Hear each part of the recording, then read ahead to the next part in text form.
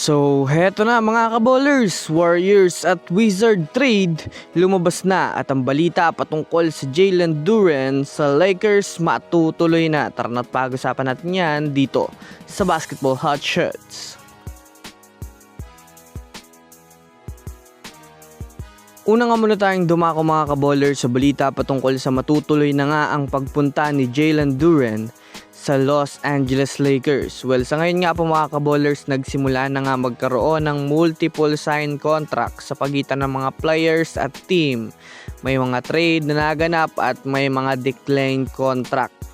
Ngunit isa sa mga tumatatak dito mga kaballers ang pagpunta ni Jalen Duren sa Lakers. Base sa balita, nagkaroon nga ng setup ang Lakers at Pistons na patungkol kay Jalen Duren na masasabi natin mga kaballers na maaaring mag-sign ito sa Lakers pagsapit ng free agency.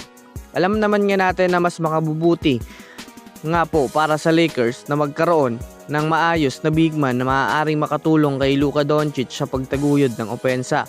Malaking tulong sa Lakers na magkaroon ng aggressive na sentro na maaasahan sa rebound at may buhat factor dahil na rin naman para mas mabalance nga ang opensa ng Lakers, hindi madaling ma-shutdown ang kanilang rotation.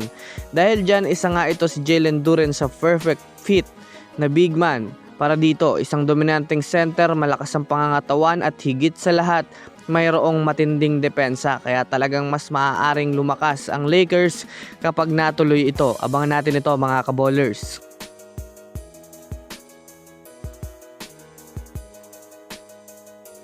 Samantala, pumunta naman tayo mga kaballers sa trade ng Wizards at ng Golden State Warriors. Kahapon nga po, mula nang maibalita sa NBA na tinanggihan na nga ni Draymond Green ang kanyang player option, ay marami nga pong usap-usapan na ito na nga ang oras ng pagtutuloy ng Dream Team na inaasam-asam ng mga fans. Ang mapupunta si Anthony Davis at itong si LeBron James sa Golden State Warriors.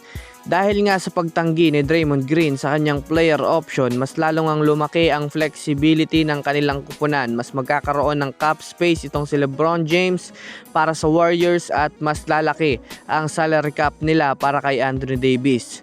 Base nga sa lumabas na trade proposal, makukuha nga ng Warriors si Anthony Davis habang ang mapupunta naman sa Wizards ay itong si Jimmy Butler, Moses Moody kasama ang mga future first round picks ng Warriors. Dahil dyan, magiging win-win situation nga ito para sa kanila pareho. Bakit? Makakakuha nga ang Warriors ng isang superstar center, habang sa Wizards naman ay makukuha nila itong si Butler at Moody at mas lalaki pa ang kanilang salary cap sa 2027 to 2028 NBA season.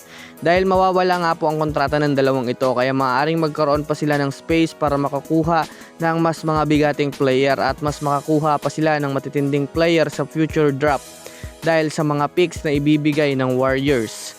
So yun lamang mga kaballers, yan lang na muna ang ating pag-uusapan sa ngayon. Pindutin ang subscribe and hit nyo na rin ang notification bell para sa mga susunod na update sa mundo ng basketball. Again, this is Basketball Hot Shots. Thanks for watching.